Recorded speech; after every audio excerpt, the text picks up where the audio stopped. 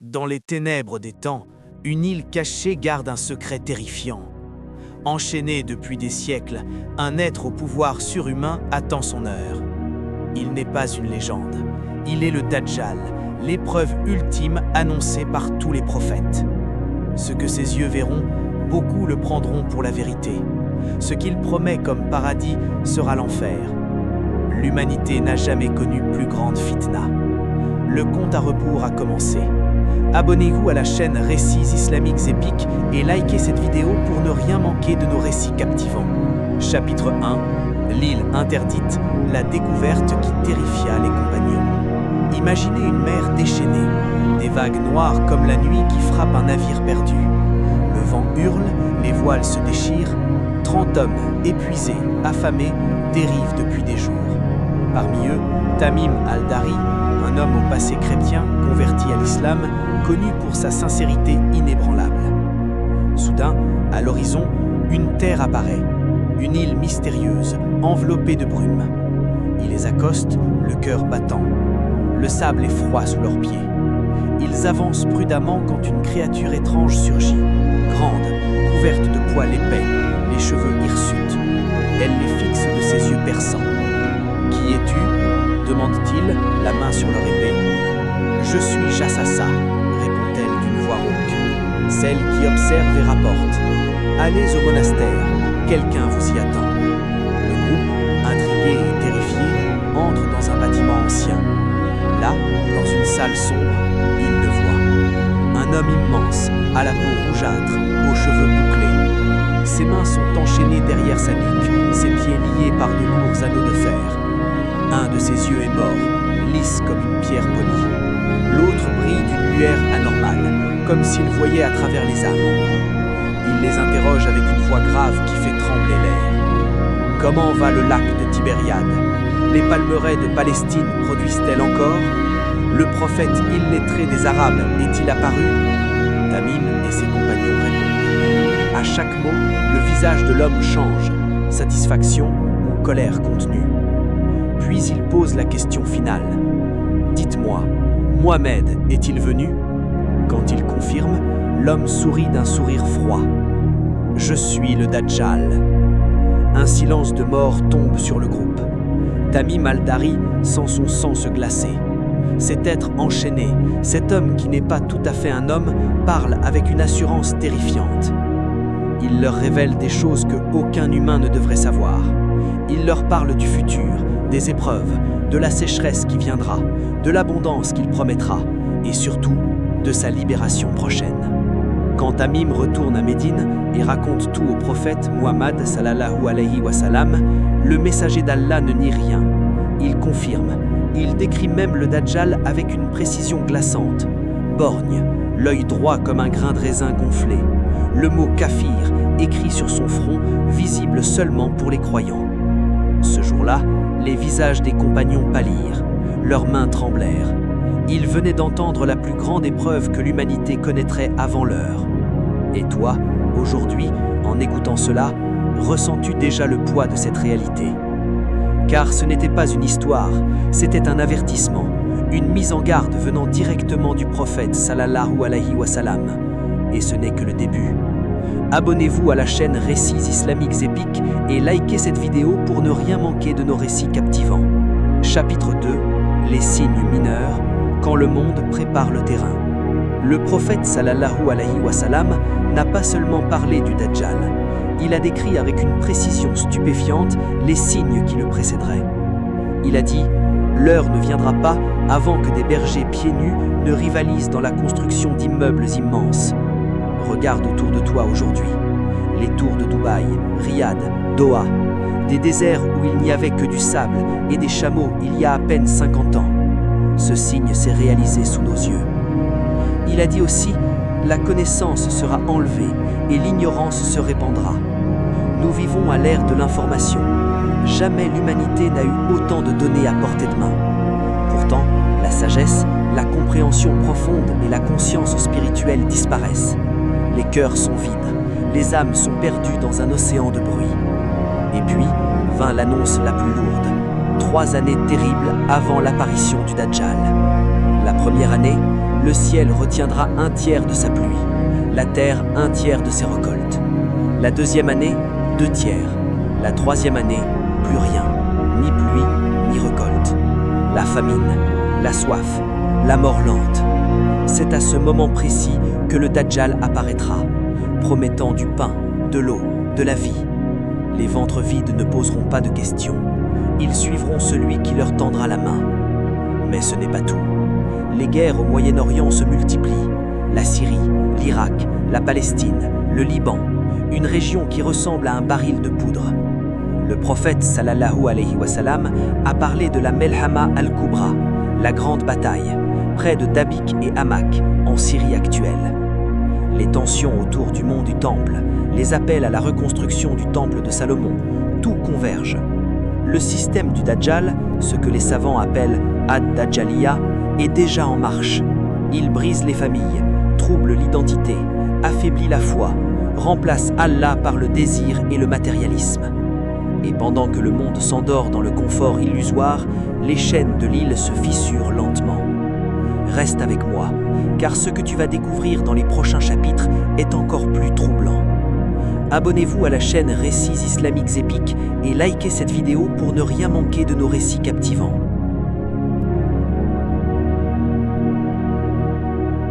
Chapitre 3. Le système du Dajjal, les architectes cachés. Le Dajjal ne viendra pas seul, il viendra avec un système déjà prêt. Saïd Nursi, le grand savant du XXe siècle, l'a expliqué avec une clarté effrayante dans le Risaleh Nour. Le Dajjal repose sur 3 négations fondamentales. Nier Allah, nier la prophétie, nier l'au-delà. Quand ces 3 piliers tombent, il ne reste que le nafs, l'ego et le Dajjal. Ce système a des racines anciennes. Tout commence avec les Templiers en 1119 à Jérusalem, sous les ruines du temple de Salomon. 9 chevaliers s'installent, creusent, cherchent. Ils accumulent un pouvoir immense, banque, influence politique, mystère kabbalistique. Puis viennent les francs-maçons avec leurs 33 degrés. Les degrés inférieurs voient une fraternité charitable, les degrés supérieurs, une autre réalité. Ensuite, les Illuminati de Bavière, en 1776, qui veulent abolir les religions et les monarchies au nom de la raison. Aujourd'hui, ce système se manifeste à travers les médias concentrés entre quelques mains. Hollywood, qui programme les esprits avec des sauveurs charismatiques et des symboles occultes. Les réseaux sociaux conçus pour créer une dépendance et une crise d'identité. Le plus dangereux, l'attaque contre la famille. Le féminisme radical qui dénigre la maternité, la sexualisation des enfants, la destruction des repères. Le prophète sallallahu alayhi wa sallam a dit que les femmes et ceux dont la foi est faible suivront le plus le Dajjal. Pourquoi? Parce que leur cœur est déjà fragilisé. Le système du Dajjal ne force personne, il séduit, il normalise, il rend le mensonge beau et la vérité ringarde. Et quand il apparaîtra en personne, beaucoup diront « Enfin, quelqu'un qui nous comprend ». Mais toi, tu sais désormais que ce quelqu'un porte le mot « kafir » sur le front. Abonnez-vous à la chaîne Récits Islamiques Épiques et likez cette vidéo pour ne rien manquer de nos récits captivants. Chapitre 4. Les pouvoirs du Dajjal. Miracle ou tromperie? Le Dajjal ne viendra pas les mains vides. Il commandera au ciel et il pleuvra. Il commandera à la terre et elle produira des récoltes. Il montrera aux gens un paradis et un enfer. Mais le prophète sallallahu alayhi wa sallam a averti, ce qu'il appelle paradis est en réalité l'enfer, et ce qu'il appelle enfer est en réalité le salut. Le plus terrifiant, il tuera un homme, le coupera en 2, puis le ramènera à la vie. L'homme se lèvera, souriant. Comment est-ce possible? Les savants expliquent, ce ne sera pas une vraie résurrection. Un djinn prendra l'apparence exacte du mort. Voix, visage, souvenir. Les gens croiront que leur proche est revenu. Imagine, ta mère, ton enfant, ton ami disparu depuis des années, apparaît et te dit « Il m'a envoyé, il est le vrai Dieu ». Combien résisteront? Il voyagera à une vitesse fulgurante, il aura une monture gigantesque, il parcourra la terre entière en quelques jours, Et surtout, il dira « Je suis votre Seigneur ». Certains le croiront, pas parce qu'ils sont stupides, mais parce qu'ils seront affamés, désespérés, et que leurs cœurs seront déjà préparés par le système. Mais les vrais croyants verront la vérité, le mot « kafir » inscrit sur son front, visible seulement pour ceux dont la foi est ancrée dans le Coran et la Sunna. Le Dajjal est une épreuve de foi, pas de force physique. Et cette épreuve approche. Abonnez-vous à la chaîne Récits islamiques épiques et likez cette vidéo pour ne rien manquer de nos récits captivants. Chapitre 5. La séquence des signes majeurs. Où en est-on? Le prophète sallallahu alayhi wa sallam a donné une séquence claire des événements majeurs. La chute de Constantinople, réalisée en 1453, la grande bataille, la Melhama al-Kubra, l'apparition du Dajjal, la descente de Issa, que la paix soit sur lui, la reconquête d'Istanbul, l'apparition de Yadjouj et Madjouj, le soleil se levant à l'ouest, la bête de la terre, Dabat al-Ard, la grande fumée, l'heure. Le Dajjal se trouve au cœur de cette tempête. Aujourd'hui, nous voyons les signes mineurs presque tous réalisés. Les signes majeurs commencent à s'enchaîner. La région de Dabik et Hamak en Syrie est devenue un champ de bataille permanent. Les tensions autour de Jérusalem et du temple de Salomon s'intensifient chaque année. Les crises alimentaires et climatiques préparent le terrain pour les 3 années de famine. Le monde est prêt, les esprits sont conditionnés, les cœurs sont fragilisés. Mais Allah, dans sa miséricorde, nous a donné les armes, la sourate Al-Kahf, la prière, le zikr et surtout une foi sincère et une connaissance authentique. Le Dajjal viendra, c'est une certitude, mais Issa descendra aussi et la vérité triomphera. La question n'est plus si, mais comment seras-tu préparé? Reste jusqu'à la fin de cette série. Les chapitres suivants vont encore plus loin dans les détails les plus troublants et les plus rassurants. Abonnez-vous à la chaîne Récits islamiques épiques et likez cette vidéo pour ne rien manquer de nos récits captivants. Chapitre 6. La grande bataille, Melhama al-Kubra, le prélude sanglant. Le prophète sallallahu alayhi wa sallam a annoncé une bataille qui fera trembler la terre avant l'apparition du Dajjal. Il l'a appelée Melhama al-Kubra, la grande bataille. Elle aura lieu près de Dabik et Hamak, a-t-il dit. Ces 2 lieux se trouvent aujourd'hui en Syrie du Nord, une région qui n'a presque jamais connu la paix depuis des décennies. Imagine des armées immenses se faisant face, des musulmans d'un côté, unis sous la bannière de la foi, de l'autre une coalition venue de Rome ou de ce qui représente Rome aujourd'hui, avec des drapeaux croisés et une haine profonde. Le sol tremblera sous les sabots des chevaux et le pas des soldats. Le sang coulera comme des rivières. Les pertes seront si lourdes que les survivants compteront les morts par milliers. Le prophète sallallahu alayhi wa sallam a décrit que les musulmans vaincront lors de cette bataille, mais à un prix terrible. Puis, juste après la victoire, Constantinople, Istanbul, tombera à nouveau entre les mains des musulmans. Une conquête qui surprendra le monde. Pourquoi cette bataille est-elle si importante? Parce qu'elle sera le dernier grand choc avant que le Dajjal n'apparaisse. Elle épuisera les forces, creusera les cœurs et préparera l'humanité à accepter n'importe quel sauveur qui promettra la paix et l'abondance. Aujourd'hui, regarde la Syrie, l'Irak, le Liban, la Palestine, des conflits qui ne s'arrêtent jamais, des puissances mondiales qui s'affrontent par proxyrie, des millions de morts, de réfugiés, de destruction. Est-ce une coïncidence ou est-ce le début du compte à rebours? Les savants disent, quand la Melhama al-Kubra éclatera, le monde entier comprendra que les signes majeurs ont commencé. Et juste après, le Dajjal sortira de son attente. Mais Allah, dans sa sagesse, a déjà préparé la réponse, car après cette tempête sanglante viendra celui qui brisera toutes les illusions. Reste attentif, le chapitre suivant révèle comment le Dajjal utilisera la faim, la soif et le désespoir pour conquérir les cœurs. Abonnez-vous à la chaîne Récits islamiques épiques et likez cette vidéo pour ne rien manquer de nos récits captivants. Chapitre 7. Les 3 années de famine, le piège parfait. Avant que le Dajjal n'apparaisse, 3 années terribles frapperont l'humanité. Le prophète sallallahu alayhi wa sallam a dit: la première année, le ciel retiendra 1/3 de sa pluie et la terre 1/3 de ses récoltes. La deuxième année, 2 tiers. La troisième année, plus rien, ni pluie du ciel, ni récolte de la terre. La sécheresse s'installera, les rivières s'assécheront, les champs deviendront des déserts craquelés. La faim rongera les ventres, les enfants pleureront, les mères désespéreront, les hommes forts s'effondreront. C'est exactement à ce moment-là que le Dajjal surgira. Il ordonnera au ciel et il pleuvra. Il ordonnera à la terre et elle produira des fruits en abondance. Il marchera parmi les foules affamées et leur dira « Suivez-moi et vous ne connaîtrez plus jamais la faim ». Beaucoup tomberont à genoux, ils l'appelleront Sauveur, ils l'appelleront Seigneur. Mais le prophète sallallahu alayhi wa sallam nous a mis en garde avec force.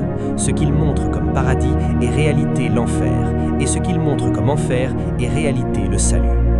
Celui qui acceptera son aide perdra son âme. Celui qui refusera, même s'il meurt de faim, sauvera sa foi. Aujourd'hui, nous voyons déjà les prémices. Crise alimentaire mondiale, guerre pour l'eau, changement climatique qui détruit les récoltes, inflation qui rend la nourriture inaccessible. Le terrain est préparé. Le Dajjal n'aura même pas besoin de forcer les gens. La faim le fera à sa place. Pourtant, Allah a donné une protection à ceux qui s'y accrochent. La sourate Al-Kahf. Celui qui la lit, surtout ses 10 premiers ou 10 derniers versets, sera protégé de cette fitna. La famine n'est pas seulement physique, elle est aussi spirituelle, et le Dajjal viendra combler ce vide avec du poison. Abonnez-vous à la chaîne Récits Islamiques Épiques et likez cette vidéo pour ne rien manquer de nos récits captivants. Chapitre 8. Les faux miracles et les djinns, la tromperie ultime. Le Dajjal ne sera pas simplement un homme charismatique, il aura des pouvoirs qui dépasseront l'entendement humain. Il ressuscitera les morts devant les yeux de tous, il fera tomber la pluie là où elle n'y aura plus, il fera pousser des récoltes sur une terre morte, il montrera 2 rivières, l'une semblera du feu, l'autre de l'eau. Le prophète sallallahu alayhi wa sallam a dit « Allez vers celle qui ressemble à du feu, car c'est de l'eau fraîche, et fuyez celle qui ressemble à de l'eau, car c'est du feu. » Comment accomplira-t-il toutes ces choses? Les savants expliquent que le Dajjal utilisera les djinns. Ces êtres invisibles, créés de feu sans fumée, peuvent changer de forme, imiter les voix, apparaître sous l'aspect d'un proche décédé. Un djinn prendra l'extérieur exact d'une personne morte et parlera avec sa voix, ses souvenirs, son odeur. Les gens croiront à une véritable résurrection. Imagine ta mère qui t'apparaît et te dit « Mon fils, cet homme est le vrai Dieu, il m'a ramené pour toi. » Combien de cœurs se briseront? Combien de fois la foi vacillera? Le Dajjal voyagera à une vitesse inimaginable. Il couvrira la terre entière en quelques jours. Il entrera dans chaque ville, chaque village, sauf la Mecque et Médine, protégés par les anges. Il dira ouvertement « Je suis votre Seigneur » et beaucoup le croiront. Mais les vrais croyants verront clairement le mot kafir inscrit sur son front. La foi agira comme un filtre divin. Celui dont le cœur est attaché à Allah ne sera pas trompé. C'est pourquoi le prophète sallallahu alayhi wa sallam a insisté « Quiconque entend parler du Dajjal doit fuir loin de lui. » Car même les plus forts risquent d'être ébranlés s'ils s'approchent trop.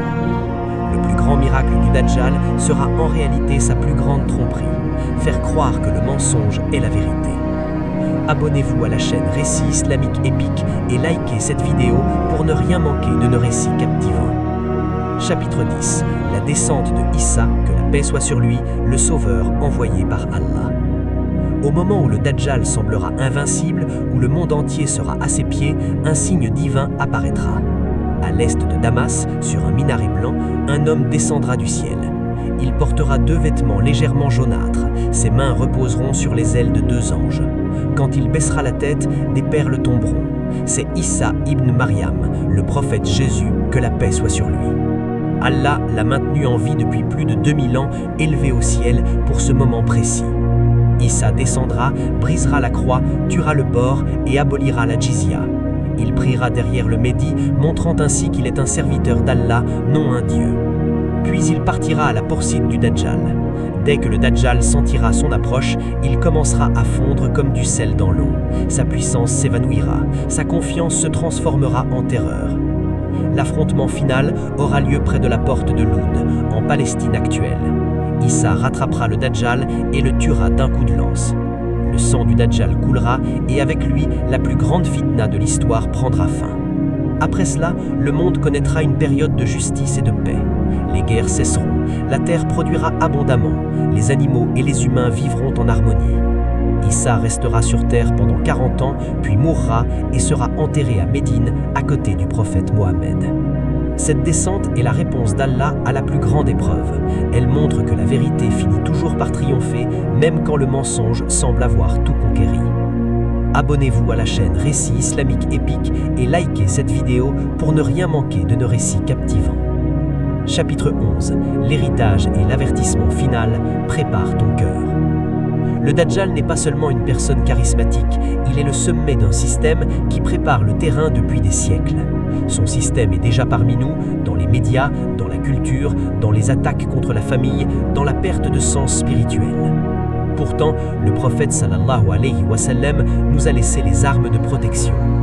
Lire régulièrement la sourate Al-Kahf, surtout ses 10 premiers ou 10 derniers versets, faire le dhikr et les invocations contre le Dajjal après chaque prière, renforcer sa connaissance et sa foi sincère, fuir loin de lui quand il apparaîtra. Le plus important, ne jamais se fier uniquement à ce que voient les yeux. La vérité sera dans le cœur attaché à Allah. Les 3 religions abrahamiques parlent d'une grande figure finale, mais seul l'islam donne la description la plus précise et la plus claire. Le Dajjal sera vaincu par Issa ibn Maryam. Aujourd'hui, les signes sont visibles. Les chaînes de l'île se brisent. La famine approche. La Melhama al-Kubra se prépare. Pourtant, il n'y a pas de place pour la peur chez le croyant. Il y a de la vigilance, de la préparation et une confiance totale en Allah. Le Dajjal viendra, Issa descendra, la vérité triomphera. Que ce récit ne soit pas seulement écouté, mais vécu. Renforce ta prière, attache-toi au Coran, protège ta famille et ton cœur. Qu'Allah nous protège tous du Dajjal, nous compte parmi les sauvés et nous fasse mourir sur la foi. Amin. Conclusion de la série. Le rideau va bientôt se lever. Le Dajjal n'est plus une simple prédiction lointaine. Son système est déjà à l'œuvre, ses signes nous entourent et l'épreuve finale approche. Mais Allah n'abandonne jamais ses serviteurs sincères. Celui qui s'accroche au Coran, à la Sunna et à la prière sera protégé. Issa descendra, le Dajjal sera vaincu et la vérité triomphera. Préparez votre cœur, renforcez votre foi, car les jours les plus d'ombre de l'humanité seront aussi ceux où la lumière d'Allah brillera le plus fort pour ceux qui croient. Qu'Allah nous protège tous du Dajjal, nous compte parmi les sauvés et nous fasse mourir sur la foi. Amin.